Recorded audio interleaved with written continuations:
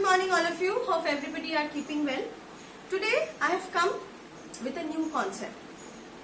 As you see, as my last session was a bit different, but today's session is something about before and after number.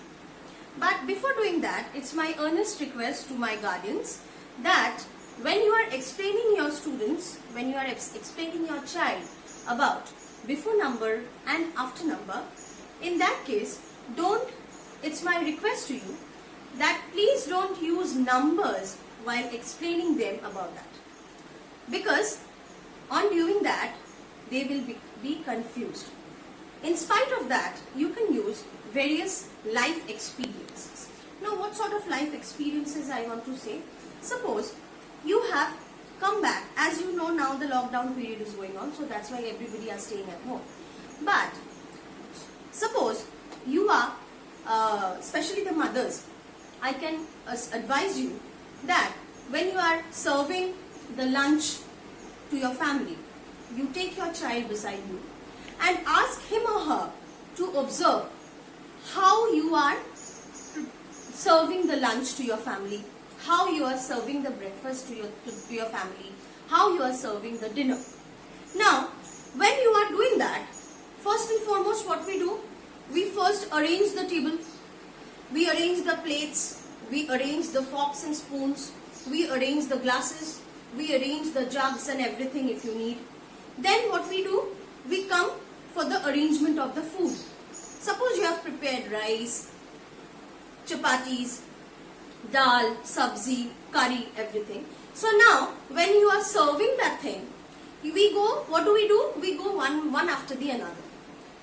So, after serving that, you can ask your child that, dear, please tell me which thing I have served before rice, or rather what I have done before serving the rice.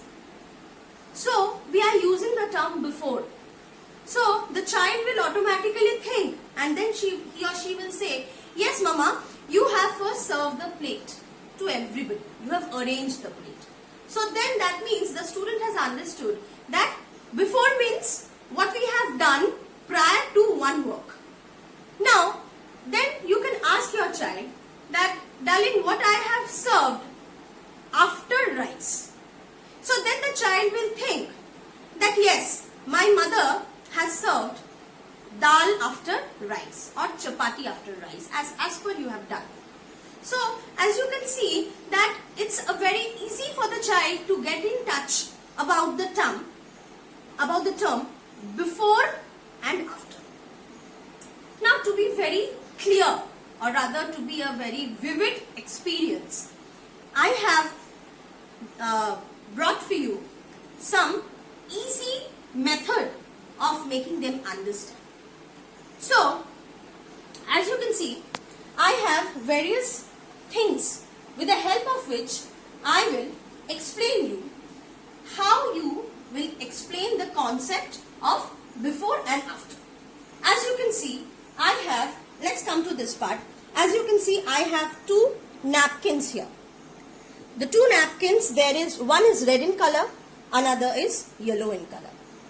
Now, in these two napkins, always before identifying things, you please ask your child that we should identify things from left to right. This is our left side, this is our right side. So, in these two napkins, this red one is in the left side and this yellow one is on the right side, right? So, if you can ask your child like this, that please tell me which napkin is before yellow. So, the child will automatically answer you that, Mama, red one is before yellow one. So, that means this is the before one, this is the after one. Similarly, I am coming on to this thing.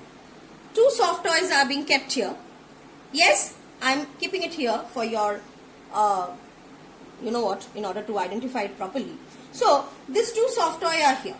So now you can ask the child that which one, this white one or the orange one, which one is after, to be very clear, you can ask your child that which one is after white one, white soft toy. Then your child will ask, yes mama, this one is after, this orange one is after this white one. So now in this very easy concept, the child, there are no need to, it's very easier for them to understand, right? They don't need to think much. Okay, this is first, or this is second, this is after, this is before. So again I am using the next example. Two Ganeshas are here. So now the child can identify that this Ganesha is orange in color and this is brown. So if you ask the child that please tell me which Ganesha is the before one, which Ganesha is the after one. So automatically the child will identify that yes mama, this Ganesha is the before one and this Ganesha is the after one. And lastly, I have made few flashcards for your child. As you can see, this is 1 and this is 2. But when we are showing these two flashcards to the child, we are not going to say that dear, this is 1, this is 2. Don't say that. If you prepare flashcards, then for that what you have to say, you have to keep it like this so that your child don't get confused with the numbers. Then you will say that this one comes first, that is the before one. As if this is the left side of your part, this is the right side of your part.